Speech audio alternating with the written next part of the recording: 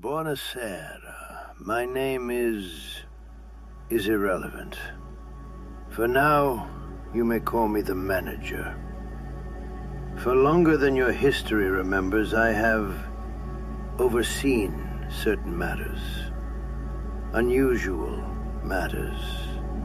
Creatures, objects, and events that do not belong in the world you know, yet insist on walking its streets. My organization exists to relocate them, contain them, protect you, and occasionally protect them from you. I have decided to share fragments, slivers of the truth. Not enough to break the order of things, but enough that should you stumble upon one of these anomalies in the quiet corner of some forgotten town, you might recognize it. You might even survive it. You will think these are only stories, and perhaps that is for the best. Welcome to my archive. Sit, listen carefully, and remember, what I tell you tonight may save your life tomorrow. Subject 7385, codenamed Apex, is a humanoid-looking entity that resembles a teenage girl. Currently, she maintains herself in her base transformation, as my sketch shows, but as you will see, she possesses a wide range of abilities. She has a pair of canine ears coming out of her head, sharp, dark ebony talons for hands, and a giant void where her eyes should be. We have since called her eyes Void Eyes, as they allow her to activate a special ability related to her eyes that I will mention later. Containment procedures. Subject 7385 is to be contained in a 15-foot by 15-foot room. The walls, floors, and ceiling are to be made of thick titanium steel, layered 12 times. There is to be one door that will be controlled by a switch. That switch will be pressed by the current head of Experiments and Observation Unit in the observation room when conducting experiments. The switch, when pressed, will release the magnet holding the door. The door itself is made to be blast-proof and extremely thick and heavy, requiring at least 2 personnel from the response force units to open the door. Subject 7385 is not to be interacted with in any shape or form whatsoever within the room. The room, which we will call her cage, is to be remained locked at all times. If any conversation is to be attempted, it should be from the observation room using the cameras and microphones provided. Subject 7385 is only to be spoken to by a female staff member with a high understanding in advanced psychology and with high experience in handling extremely manipulative people. Her main forms of aggression are the black talons that she has for hands and her razor-sharp teeth. When it comes to her black talons, she can morph its shape using intent, changing it to normal hands when needing to grab anything. She can also extend the talon's length with inhuman speed, extending its length to up to 8 feet from what the agency has observed. Her fangs also show the anomalous capabilities of morphing into human-looking teeth for camouflage purposes. Her teeth are harder than diamonds and sharper than the sharpest knife on Earth.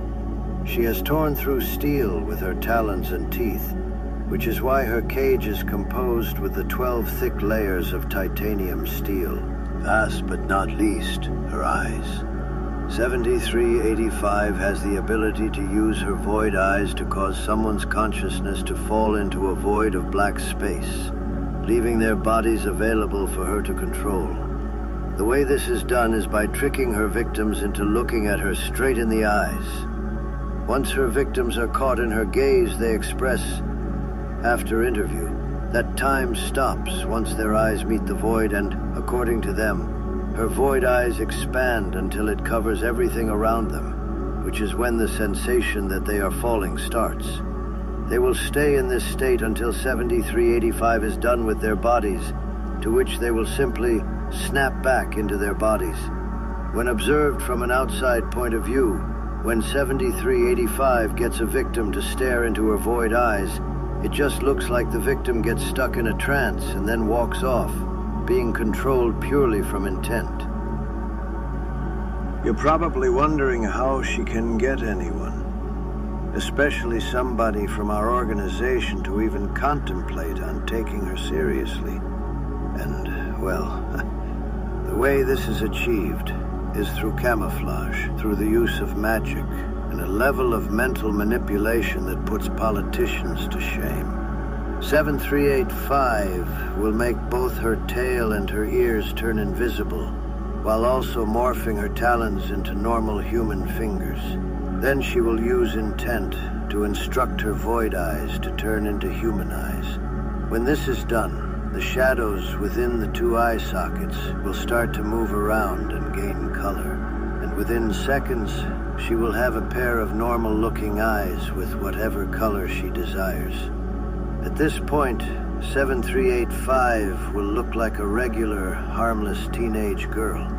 From this point on, she will use her intelligence on social interactions and multiple forms of psychological manipulation to either trick someone into looking into her eyes or outright convince someone to do something for her. Out of all the related incidents so far, she convinced my staff into removing her restraints because it was on too tight, which caused a breach. She asked a researcher to come inside her room because she was scared of the cockroach inside her containment area, which was a lie and caused the researcher to be eaten. And she even outright befriended, seduced, and outright brainwashed our site overseer because of prolonged exposure. No magic used, just 7385's words and the overseer's willingness to accept it. Subject 7385 is one of the most dangerous predators to walk the face of the earth. Smarter than vampires, stronger than werewolves, and has an instinct that goes back centuries. This is why she is cuffed with high-grade magnetized thick titanium steel arm restraints wrapped around her wrists. The magnets are extremely powerful and can only be turned off remotely using a specifically designed tablet that is kept with the head of the experiments and observation unit. Or, alternatively, you can deactivate it by destroying it. All successful security breaches conducted by Subject 7385 were all made by manipulating staff into letting her out of her containment area or finding a method to deactivating her restraints, which include, but aren't limited to, getting staff to hack or steal the tablet, convincing staff to cause other breaches so that she would break out of her cage in the process, or even convincing the on-site head of HR that the fact that she was confined to a room was causing irreparable and irreversible damage to her psyche. She claimed to have a different brain structures that require specific things, like consistent social interaction and the necessity of big open spaces. She used a combination of really convincing half-truths, outright lies, complex emotional gaslighting, and many other tactics. And the on-site head of HR demanded she be allowed out of the whole facility once a day. Safe to say that did not happen, and the on-site director was replaced. Do not fall for her bullshit. She was found on November 1st, 1968, inside the presidential suite in the Millennium Biltmore Hotel, Los Angeles. Now, what was she doing there, you may ask? Well, according to her, she was being trafficked by the men that brought her there. Phew. When in reality, she was picked up by some drunk, horny music producers, falling dead flat on their heads for her figure on the Figueroa Boulevard. They offered her money and brought her to the hotel, to which she promptly slaughtered and demolished them all before they could get the bow off her shirt. Summary. At approximately 9:42 a.m. PST, November 1st, 1968, LAPD officers responded to a welfare call concerning 3 high-profile music producers last seen entering the Millennium Biltmore Hotel the previous evening. When the men failed to appear for scheduled meetings, associates contacted the police. Officers arrived on scene, gained entry to the locked presidential suite, and found only a young woman, later identified as Subject 7385, seated calmly on the edge of the master bed. The room was saturated with blood. There were no bodies, no body parts, no signs of forced entry or exit. Subject 7385 presented in full camouflage mode, no anomalous appendages visible, human dentition, and normal eye coloration. What follows are reconstructed police radio logs, transcribed conversation excerpts, and post-incident agency analysis. LAPD officer logs, 094216. Dispatch confirms officers K. Morales, Commander Officer, and R. Petrowski, Patrolman, arrive at the Biltmore Presidential Suite. Door is unlocked via hotel staff key, 094240. Entry made. Morales describes strong metallic odor and a silence like someone's waiting to breathe, 094253. Subject sighted, female, seated on bed, clutching knees.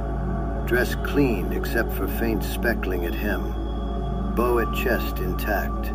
Expression, wide-eyed, trembling. Dzień dobry. Are you hurt? I don't know. They brought me here. They said it'd be quick, that I wouldn't have to be awake for it, but then someone came in. Who brought you here? Tall man. Or maybe not a man.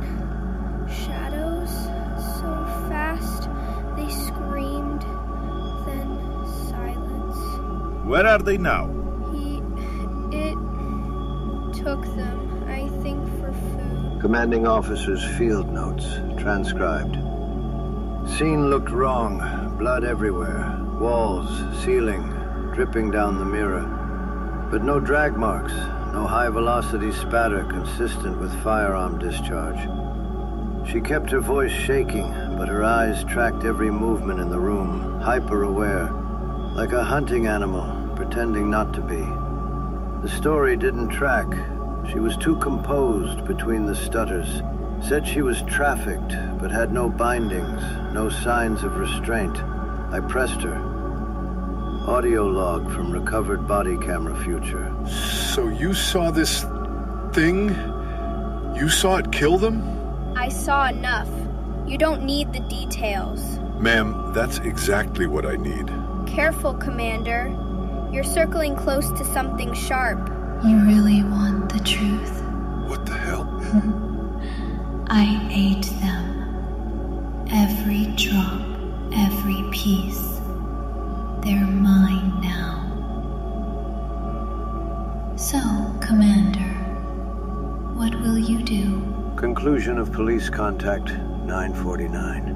Stepped back, contacted dispatch for immediate escalation to Captain Alvarez. Urged priority response and federal contact. Dispatch queried nature of emergency.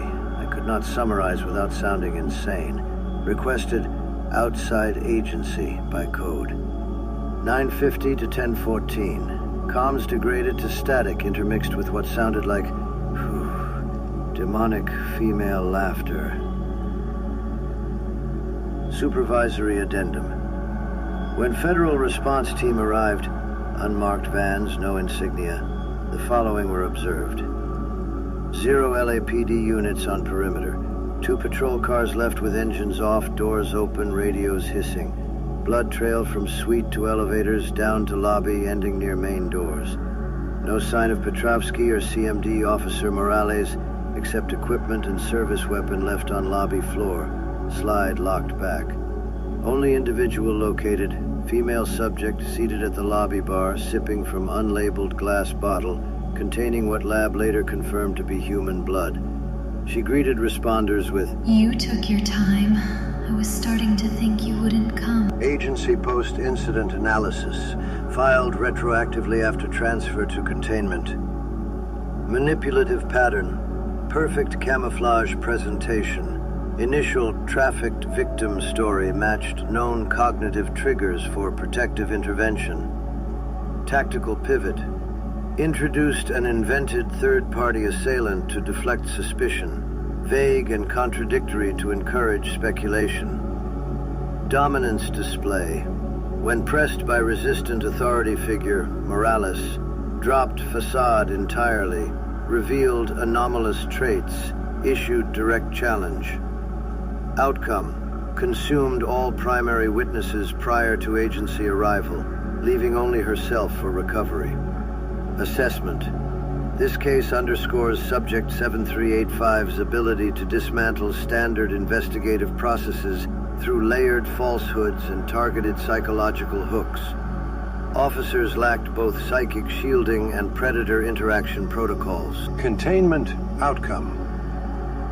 Subject 7385 transported under sedation to redacted.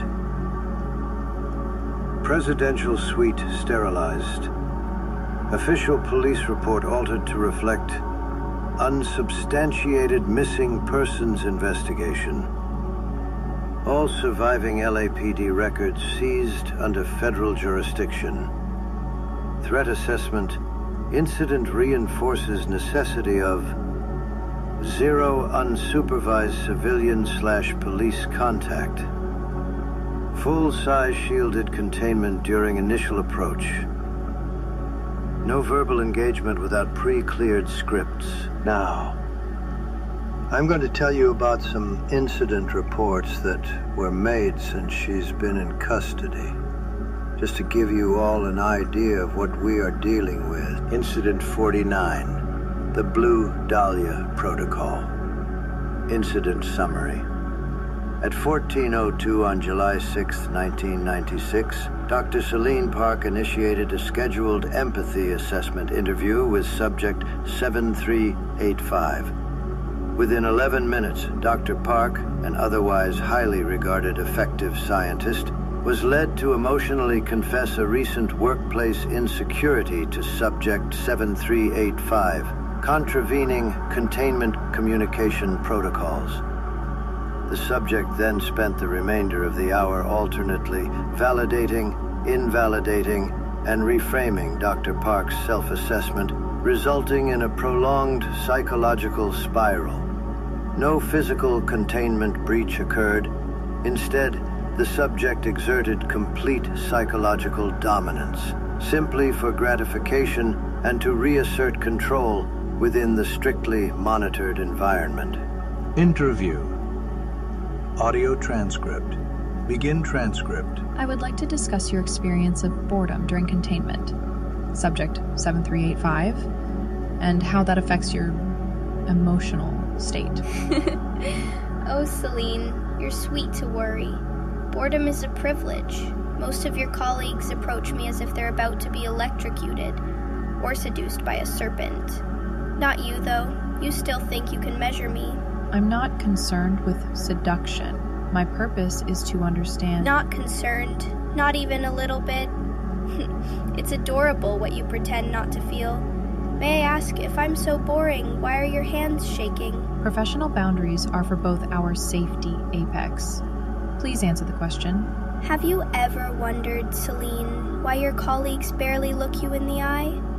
Why those men at the Tuesday meetings smirk when you speak, like they're in on a secret? I notice things. It's a curse. Too much empathy. That isn't relevant. It's very relevant. You care so much what they think. That's why you do everything just right. All your little boxes ticked, all your hair tucked in, all your questions written down, afraid of saying the wrong thing. But here, with me, you let the mask slip, don't you? You don't know me. Don't I? You're very lonely, Doctor. You keep your head down, hope for approval, desperate for something, anyone to see you. I see you. They don't. But I do. End transcript. Staff logbook commentary. Lieutenant Garcia. 7385's ability to flip the dynamic is unsettling. Park is usually unflippable, but here she's putty in 7385's claws. I reviewed the tape. The timing. 7385 waits for the moment of hesitation and then attacks, emotionally, not physically. Everyone should get extra training after this. Dr. Trask, containment psychologist. This was not a breach. It was a demonstration. Subject 7385 seeks total psychological domination not out of escape intent, but for pleasure and reassertion of her autonomy. The entire structure of the interview, validating, gaslighting, feigning intimacy, and then turning cold follows established weaponized intimacy patterns in both clinical literature and manipulative fiction. Incident A7385-01. The Courteous Mind Heist. Summary. Subject 7385 manipulates a junior researcher into doubting his own memories of a standard psychological evaluation, culminating in staff-wide confusion about the session's very occurrence. No protocols are breached, but the staffer demonstrates lingering paranoia and an irrational addiction to peppermint tea.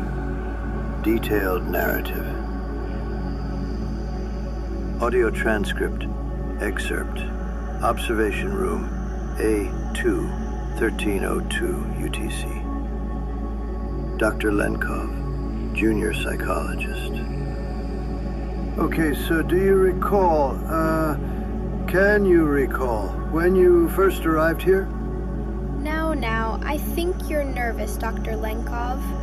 Would you like to sit? Peppermint tea, yes? You always have 2 sugars. Mesmerizing, isn't it? The way the steam coils, as if thoughts are visible. I didn't bring tea. You did, but you forgot. You're always forgetting little things lately, and you know it worries your supervisor. Last week you forgot your own office number, wasn't it? It's perfectly understandable. This place does that.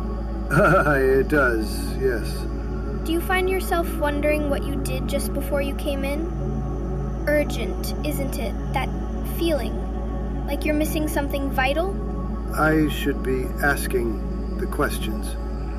I will now read out a transcription of a conversation with Dr. Lenkov during interview, post-incident interview, recorded 2 hours later. I'm sure I conducted the evaluation, but my notes seem to contradict each other. Also, did we always have this peppermint tea in the staff lounge? I don't even like peppermint tea. Security log. No abnormal activity. Researcher entered and exited with no visible distress. Repeated checking of staff lounge inventory for yes peppermint tea has been noted. I will now play you a post-incident analysis audio recording made by the head of experiments and observations, Dr. Victor Faust. Subject 7385 demonstrates classic high-tier gaslighting, blending truth with suggestion and inducing retroactive doubt. The target loses confidence in personal chronology, developing subtle habitual changes here, an unexplained fondness for peppermint tea, a symbol, perhaps, of lingering suggestion. Her approach draws on the weaponization of vulnerability, assuming a nurturing yet invasive role. The line between affection and violation remains deftly blurred, rendering the manipulation undetectable unless reviewed with clinical detachment by uninvolved parties. Although there was no attempt to breach containment, the incident highlights how Subject 7385 can corrode procedural certainty, introducing errors, inefficiencies, and embarrassment among staff, effectively destabilizing the organization from within by making the mundane bizarre. Incident 7385-L. Compliance and identity. Interview debacle. Incident summary. During a psychological metrics assessment, subject 7385 subverted compliance auditor Kwan's boundary-setting role in the observation room by using mirroring and projected vulnerability to engineer an episode of mutual emotional destabilization among staff without violating comfort item or communication policies. Detailed narrative observation room microphone audio transcript. Key moments. Subject 7385, you were to fill out Form 918. No creative responses, no commentary, just basic compliance. May I ask, compliance auditor, do you ever feel more like a ghost than a man? What? You're not permitted to... It's the way you hold that clipboard, like it's a shield. I used to carry shields too. Back before when women weren't allowed shields, Mr. Auditor. And you're not human, so that's irrelevant. I'm here to ensure the rules are followed. But aren't you tired? It's difficult being the person everyone resents, isn't it? You don't know... Auditor, I know what it is to be the bad news everyone hates to see. People fear you, so they never love you. They love Dr. Solace because he's soft. But you, they only ever love your absence. That is not... How strange to feel nothing when you're the reason others feel so much. Compliance Auditor Kwan's field notes. Felt transparently invaded. As if subject 7385 was reading internal monologue, which, to be clear, is extremely on brand for subject 7385 and may merit a diagnostic code. Staff commentary. Dr. Solace. I've never seen Kwan look so haunted.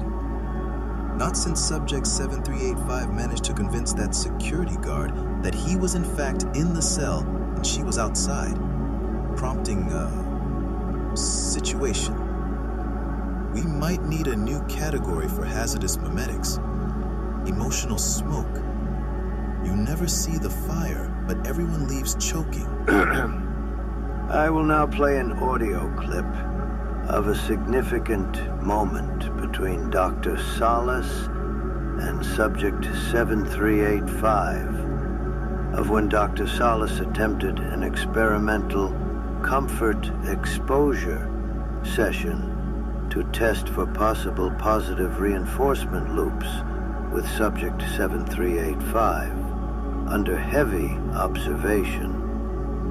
We will be reintroducing a controlled comfort item as per protocol revision 4.0. Kindness on a leash. How inventive. The item is a hypoallergenic plush pillow. If you comply with today's baseline emotional response test, and if I refuse? The item will be removed. So kindness is a transaction. This is not a negotiation.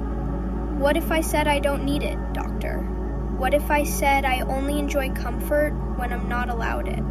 That doesn't... People always assume comfort is the opposite of pain. Sometimes it's just the absence of self-loathing. Are you refusing the item? I wish to donate it to you, Doctor. You look exhausted. The session ended shortly after staff commentary, anonymous field note.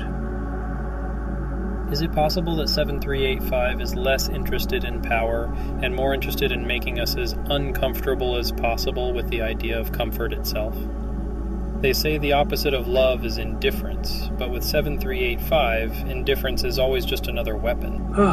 Finally, I will be sharing with you one of the few violent outbursts that 7385 has had, particularly because it holds information about her past and possibly her creation. Incident report. Subject 7385, verbal altercation and containment incident. This archival record details the events, dialogues, and psychological implications stemming from the August 17th verbal altercation and containment breach involving Subject 7385. As per Command Directive 4B12, the complete transcript, including select staff notes and post-incident analysis, is presented within, with special attention to narrative, behavioral, and technological factors. Trigger event. A newly assigned junior researcher, Daniel Kim, remarked in the presence of Subject 7385 that he preferred blondes over black hair in the context of an appearance-based exchange during routine medical testing. While seemingly innocuous, this comment, per staff records, was received poorly by 7385, who interpreted it as a personal attack, even though staff was talking in general, as a response to another staff's comment. Within a couple of minutes, after 7385's shock wore out from what she described as blasphemous commentary, 7385 forcibly disengaged from containment restraints via a focused application of magnetic resonance force, which apparently triggered when she screamed. She has not been noted displaying this ability since this incident. This also resulted in a temporary override of the door seals. She then proceeded to track and corner researcher Kim, necessitating an immediate site-wide lockdown and deployment of response team Omega Black, led by Sergeant Commander Hernandez. Hernandez intercepted 7385 prior to loss of life, employing tactical negotiation and physically upgraded restraints. The response team of Omega Black is fit with cybernetic enhancements, anti-mimetic cybernetic eyes among other things, plus years of experience dealing with entities far more dangerous than her. They managed to subdue her promptly. During recontainment, Hernandez, drawing from a previous history of banter with the subject, quipped, "You're not that strong for a mutated vampire," which led to a 40-minute verbal tirade, documented and archived below. Audio log transcript. Begin. Chamber 3B. You know, for someone supposedly thousands of years old, you react to random comments about as mature as my 5-year-old nephew. Do not confuse hidden intentions for casual conversation, Commander. I have tolerated lifetimes of lesser men who thought their words demanded proclamations. Just saying breaking containment because of hair color preference, that's a little dramatic. Dramatic? That was blasphemy, what he said. And you think me akin to some petulant Victorian hemivore? A mutated vampire? Hernandez, are you truly this incurious? Do I honestly look like a failed attempt at immortality? Are you unable to die, Apex? Let me clarify, so your cybernetically augmented brain can log the difference. Vampires are folklore's consolation prize. They were concocted thousands of years after I experienced enlightenment, so I could slaughter the ancient cities that held my bloodline captive. Ancient cities your archaeologists dismiss as lost or improbable. Color me intrigued. Vampires are human attempts at immortality, failures given teeth and superstition. Their origin? An accident stitched from desperation. A witch whose powers flickered in the dusk of true magic botched a ritual, midwifed by her own fear of oblivion. What came after were echoes, imitations, twisted, bloodthirsty, pathetic echoing things born not of grandeur but of error. I am not one of them. I may drink the lifeblood, but I do not hide from the sun, or the sanctimonious universal rules governing the maximum capacity of my potential. I feasted while still you cowered in caves. I drank not out of hunger, but for the pleasantries.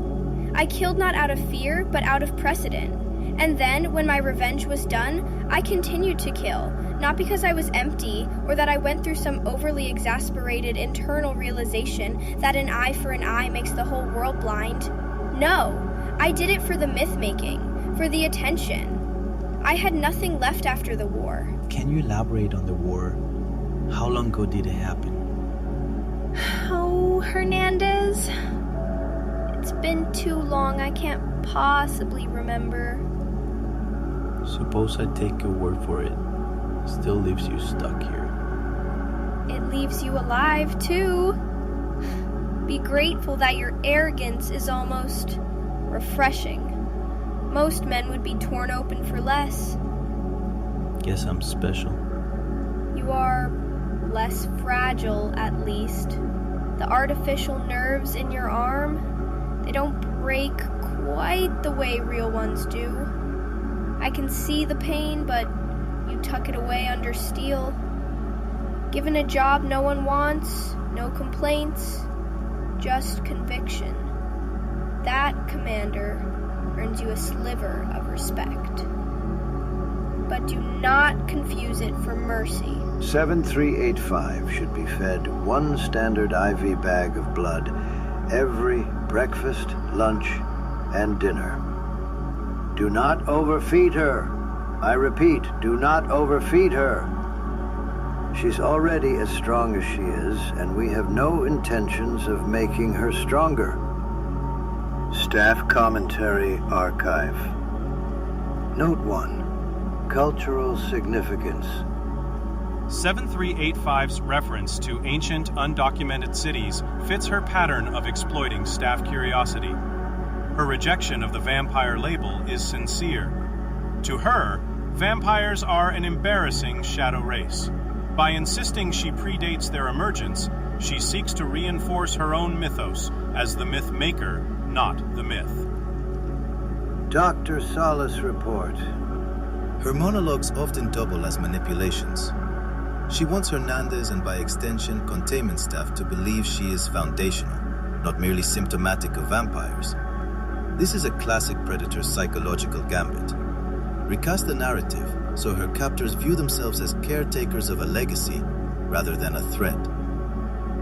Comment left by caretaker. Currently responsible for handling Apex's boredom. 7385's grudging respect for Hernandez unique among staff derives primarily from his cybernetic augmentations and his emotional opacity. She has not succeeded in seducing, terrorizing, or otherwise derailing him through traditional means. This frustrates her and drives her towards ever grander myth-spinning or rhetorical contests. She likes him more than me. Why do I feel jealous? That's as much as I'm willing to share for now. You've been shown a fragment, the side of 7385 I can afford you to see without the wrong eyes taking too much interest. Understand this, in matters like hers, truth isn't a door you fling open. It's a lock you turn, one click at a time, lest something on the other side notice the light spilling in. I've watched her longer than most, long enough to know patience is not just her gift, it's mine as well. Every story has a season. So, thank you for giving me your time tonight. It's a precious thing, though perhaps not quite as finite as some believe. And I promise there will be more. More records, more voices, more shadows for us to peer into together. Keep your eyes open. Keep your wits sharper still. And until we speak again, try not to say anything she